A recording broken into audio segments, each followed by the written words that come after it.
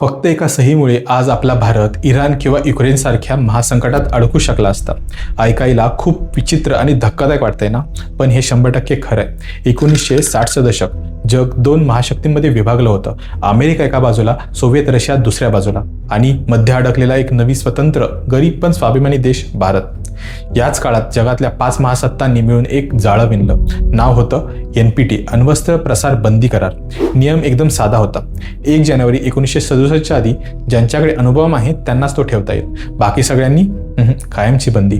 थोडक्यात सांगायचं झालं तर ज्यांनी आधी शस्त्र घेतलं ते म्हणतायत बाकींनी शस्त्र घेऊ नये. हे म्हणजे स्वतःसाठी एक नियम आणि बाकी जगासाठी दुसरा नियम. भारतावर प्रचंड दबाव होता.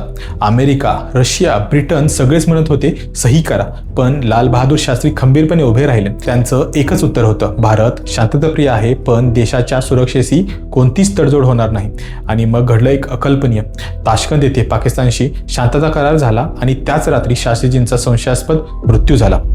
आजही त्या रात्रीची सत्यकथा पूर्णपणे उघड झालेली नाही. शास्त्रीजींनंतर सत्तेवर आल्या इंदिरा गांधी. त्यांनी जागतिक मंचावर थेट सांगितलं, हा करार भेदभाव करणारा आहे. जोपर्यंत मोठे देश स्वतःची अण्वस्त्रे नष्ट करत नाहीत तोपर्यंत भारत या कागदावर सही करणार नाही. आणि 18 मे 1974 बुद्ध पौर्णिमेचा दिवस, जगाला कोणतीही खबर लागू न देता राजस्थानच्या वाळवंटात पोखरणमध्ये भारताने पहिली अणुचाचणी केली. कोडनेम होतं स्माइलिंग बुद्धा. 1995 मध्ये NPT कायमस्वरूपी लागू करण्यात आला. 170 पेक्षा जास्त देश सही करून बसले होते. फक्त 3 देश बाकी, भारत, पाकिस्तान आणि इस्रायल. जगाला वाटलं आता भारत एकटा पडेल, झुकेल, पण भारताने विचार वेगळाच केला. आता फक्त नकार नाही, प्रत्यक्ष ताकद दाखवायची. 1998 अटल बिहारी वाजपेयी पंतप्रधान झाले. त्यांनी थेट डॉक्टर कलामांना बोलावलं. कलामजी, आता वेळ आली आहे. 11 मे 1998 दुपारी 3:45 CIA उपग्रह घिरट्या घालत होते, पण भारताच्या शास्त्रज्ञांनी त्यांना चकवा दिला आणि पोखरणमध्ये एकाच वेळी 3 अणुस्फोट केले. जग थक्क झालं. अमेरिकाही हादरली. अमेरिकेने भारतावर निर्बंध घातले, दबाव टाकला.